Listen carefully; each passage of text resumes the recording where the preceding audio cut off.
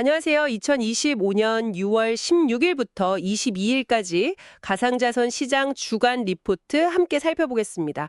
보내주신 자료를 보니까 겉으로는 뭐랄까 좀 잠잠해 보였는데 속을 들여다보면 미래 기대감이랑 과거의 숙제, 이게 딱 맞서는 아주 흥미로운 한 주였던 것 같아요. 이 상반된 힘들이 부딪히면서 시장에 어떤 신호를 줬는지 한번 깊이 들어가 보시죠. 네, 안녕하세요. 말씀하신 대로 지난주는 겉보기랑은 좀 다르게 여러 요소가 복잡하게 얽힌 그런 시간이었습니다. 특히 단기적인 압박 요인이랑 또 중장기적인 성장 기대감, 이게 같이 있다 보니까 투자자들 고민이 좀 깊어졌을 것 같아요.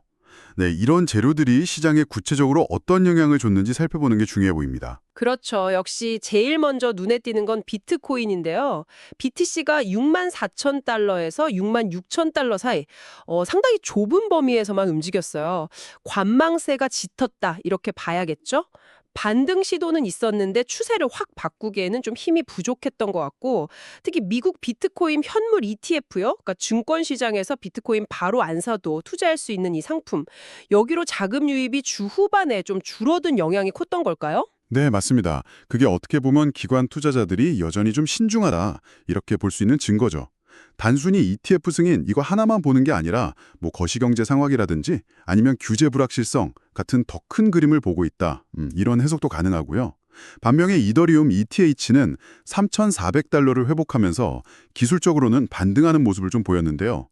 이더리움 기반 서비스의 실제 자금이 얼마나 묶여서 돌아가는지 보여주는 디파이 총 예치금, TBL 같은 지표도 조금씩 개선되고 있고요. 펀더멘털이나 ETF 기대감은 분명 긍정적인데 그런데도 시장 전체적으로 봤을 때 위험 자산에 대한 선호 심리가 아직 완전히 살아나지 않았기 때문인 것 같아요.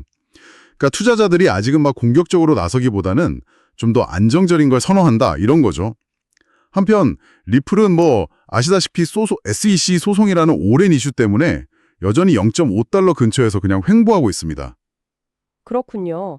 솔라나는 주중에 137까지 쭉 올랐다가 다시 130 수준으로 좀 내려왔네요.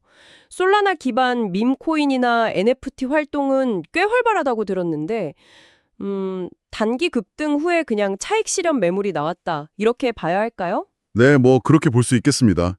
생태계 자체는 활발한데 아무래도 단기간에 좀 올랐으니까 경계 심리도 작용한 것 같고요. 그리고 커뮤니티 기대가 큰 프로젝트죠. 파이코인, 파이네트워크. 여기는 아직 공식적인 메인넷 출시는 소식이 없어요.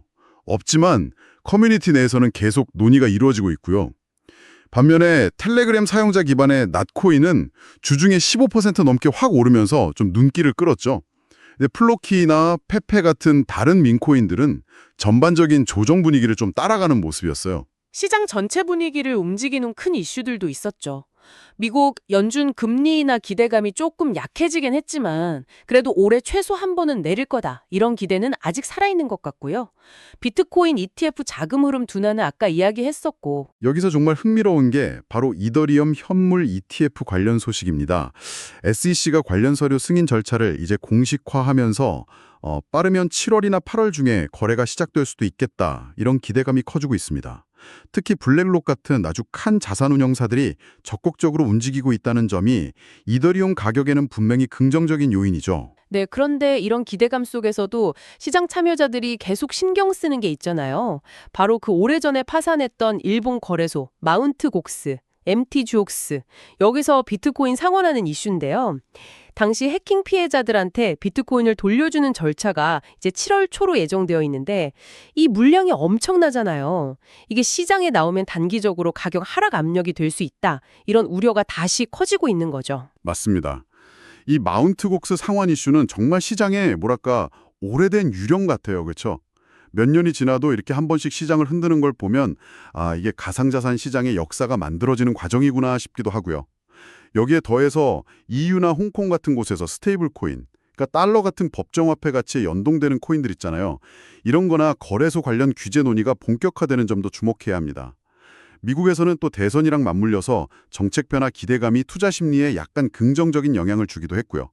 서클이 유럽에서 유로 연동 스테이블 코인, URC 확장을 준비한다거나 코인베이스가 아일랜드에서 파생상품 거래소를 활성화하는 거, 이런 걸 보면 기업들이 이제 미국 외 시장으로도 눈을 돌리고 있다. 이런 움직임도 보입니다. 네, 종합해보면 지난주는 비트코인이 좀 지켜보는 분위기 속에서 이더리움 ETF 기대감이라는 좋은 소식하고 마운트곡스 상환 우려라는 부담스러운 소식이 서로 딱 맞서면서 개별 코인하고 시장 전체에 영향을 준 그런 한 주였네요.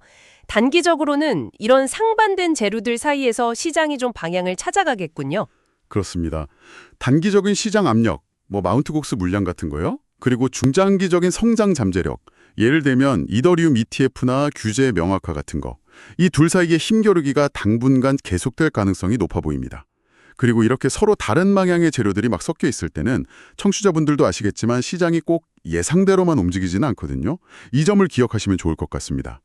이런 상황 속에서 앞으로 몇 주간 시장의 방향을 결정할 진짜 변수, 이게 어쩌면 우리가 지금 주목하지 않는 곳, 예를 들어서 특정 국가의 갑작스러운 규제 변화라든지 아니면 예상치 못한 어떤 기술적 돌파구 같은 그런 숨겨진 변수일지도 모른다는 생각이 됩니다.